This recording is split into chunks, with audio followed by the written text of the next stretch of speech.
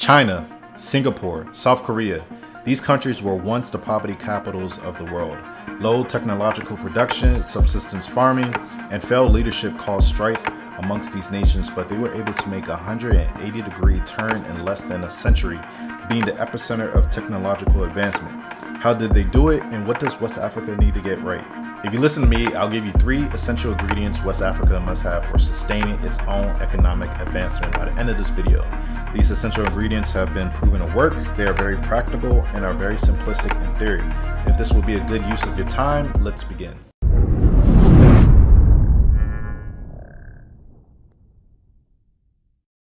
As I go through these 3 ingredients that are required for having a progressive, self-sustaining country, let me know in the comments section down below where you feel your country is lacking.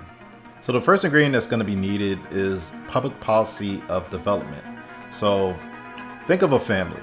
Think of, you have the parents and then you have the children. So in this unit, or this pseudo government, you have the parents that come up with the rules, and then you have the people, the children, that obey those rules and they go by it. Now, you don't want the parents to just rule with an iron fist and not care about the voices of their children. So you give the rules, but at the same time, you want to be respectful of the children so that the children can respect you back and then like you and all the other good stuff. So in a sense, that's kind of how a country is. You got the government that are supposed to be like the parents. They have, in charge of the regulations and laws. And then you got the citizens, which are like the children. They're supposed to go along with what the government is doing. And as long as the government is treating them respectfully, then the citizens will go along with, what's going on. And of course, they have say in how they have some type of say in how everything works. So it's not the perfect analogy, but I think you get the point. And in this case, the 3 most important parts to a quality government are the following: protection of property rights, an impartial judiciary system, and adherence to the rule of law. If these institutions are in place, labor and capital can be supplied without the fear of losing deserved benefits because of state intervention. So the second ingredient that is required to have a progressing society, it can be known as the stages of progress. And I'm going to break it down this way.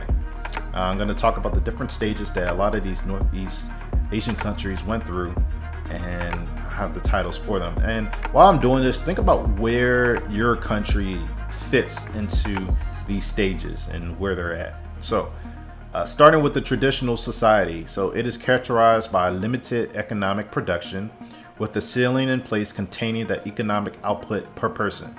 So modern science and technology is not available or systematically applied, and a significant proportion of resources are being allocated to agriculture. Then the next step that seems to happen is prepping for takeoff is what I'll call it. And there's an increase in modern manufacturing enterprises, but they are not widespread and advances happen slowly. Majority of the society is still using low production methods, and the political present tends to still be centralized. It tends to still be like a centralized nation state. So after that stage, called the next stage, the takeoff. And this is mainly induced by technological advancements in industry and agriculture, higher savings and effective investments, the springing up of new industries, and an increase in demand for labor and support services. What also happens is that agriculture then commercializes, with farmers embracing new methods of farming for better productivity. Unfortunately, there is a dark side that begins to brew, and that is a clash between collectivist values and individualistic values. So think of interdependence versus independence. So after that stage, next stage I'll call is maturation. And this is the growing economy introduces modern technology over a range of sectors and activities. About 10 to 20% of the national income is invested, technologies improve, and new industries accelerate, and some older industries level off. Some of the goods previously imported are now produced locally, meaning exports increase and import requirements change. This stage demonstrates that the country has all the technological and entrepreneurial wherewithal to produce anything it chooses to produce. There's also a rebalancing between new values and old values. And then the last stage, I will call mass consumption. So more people earn more than they need to meet basic food, shelter, and clothing. And the government allocates increased resources to social welfare and security. So those are the stages. Where do you think your country fits into that? Leave it in the comment section down below. So, third ingredient that's required for a progressing society is you need the private sector and the public sector to invest in a symbiotic way. So there is an overall public understanding of disciplined manufacturing. Basically, there is a focus on production for exportation rather than consumption.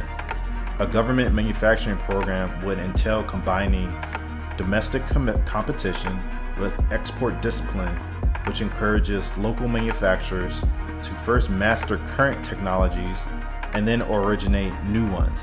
So the private sector investment is also accompanied by public sector investment in terms of public housing construction, airport and road construction, mass transport, and telecommunication systems. There will be private sector investments in machinery, transportation equipment, construction, petrochemical production, and manufacturing plants. You also can't forget about IWAS, and I actually have a video about that, and you can check it here, but that's also really important. So let's do a recap on all the points. The first ingredient that must be present for a progressing society is the government tries to promote an accelerated technological upgrading in manufacturing. The purpose being to increase its exporting activities through subsidies that are conditioned on export performance, also coined the term export discipline. Also, the policies are to indirectly control how private investors operate and rewarding specific industries with greater subsidies and tax breaks, which makes it more attractive to the investors. The second ingredient are the modernization stages and what developing countries go through in order for them to be more successful. Really, the example is a lot of the Northeast Asian countries. So the focus needs to be on learning instead of worrying too much about efficiency. And the objective of industrialization is technological learning, leading to the capacity to originate new technologies indigenously. No, I can't say that word right, but you want the new technologies to be coming from within instead of outside, basically. And the third ingredient is going to be private and public sector investments. So there needs to be a mutual understanding on what to invest in that can move the country forward. It has to be strategic and not random. So you can't have high rates of investment in irrelevant expenditures, such as luxury real estate, using imported consumer goods. So example I think of is all the ads that will be for Ghana, Accra, Ghana, the new homes that they build, or the new townhomes or whatever. It looks all nice and pretty. I'm sure you've seen them on YouTube or Facebook, or not Facebook, but Instagram. I mean, it's owned by the same company, but Instagram, where they'll show these houses that now you can pay the full price in like 10 months. They try to have some type of mortgage type system now. And these homes are expensive. And these homes aren't built for the common Ghanaian. They're built for expats, or they're built for us in the diaspora because we have the disposable income, but the majority of the population in Ghana can't afford it. And this also ties into the gap between the rich and the poor is continuously growing, and is becoming a serious problem where the citizens are just like, everyone keeps saying that, oh, Ghana has the most growth in economy wise and GDP, and they're not feeling the effects. So the difference is major. So to have private companies that keep on building these luxury estates makes no sense for the country. It's not helping the country grow to where they need to go.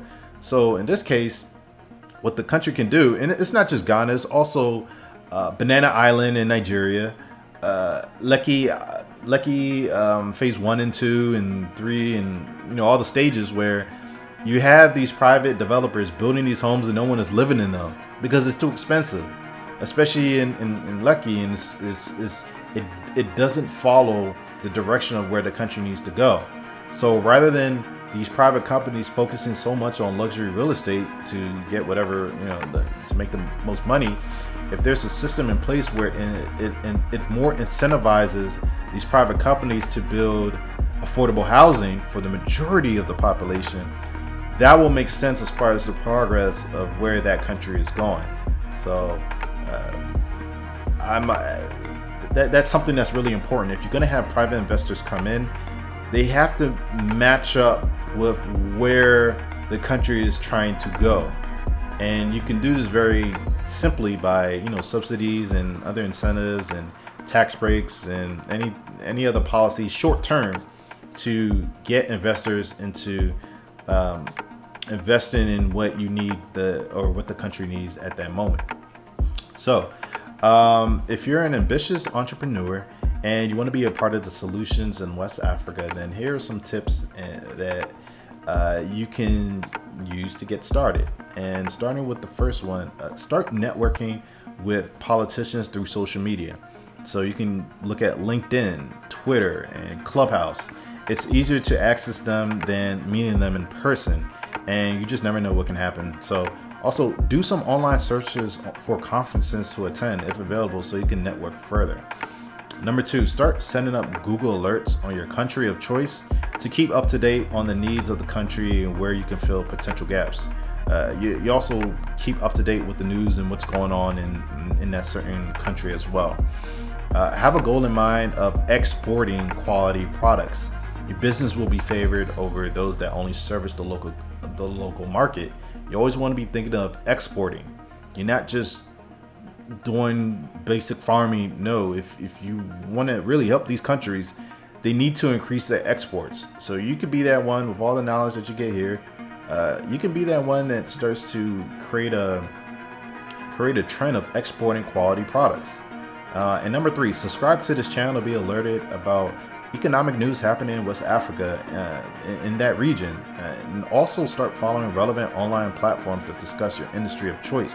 You must constantly be updating your knowledge on the subject because everything is always changing. You got to be on the ball if you really want to be successful, and also so that you don't lose your shirt, you don't lose your money. You want to be you want to be as much of an informed investor as possible in order to cut out most of the bonehead mistakes that a lot of people make when they try to do business in West Africa. So promise me and yourself today that you'll take the first action and try whatever one of these points you think can help you the most. Was this video helpful to you? Are there any other relevant topics that you would like for me to discuss and do a video on? If you do have an idea, then please leave a message in the comment section down below. Also, you can check out this video's description. I do have some links to some helpful sources, one of them being my course on how to build a solid business foundation that can help you attain generational wealth. Or if you need something more specialized, then you can check out my channel, businesscenter101.com, and you can book a consulting hour with me and I can help you with your development of your own business. I'll also leave a link in the description that talks about 50 ways you can be a millionaire in Nigeria. Now, you can actually take these ideas anywhere in Africa, but the ebook was made for Nigeria. And what I like about it is it does talk about case studies, and it does do SWOT analysis so that you understand how it's broken down, how the ideas work, and it's totally free. Just click on the link and then you can get it for yourself. If you like the content and you want to be a part of the West African tribe, then definitely subscribe to my channel and make sure to click the bell so that you're alerted when I do release new videos.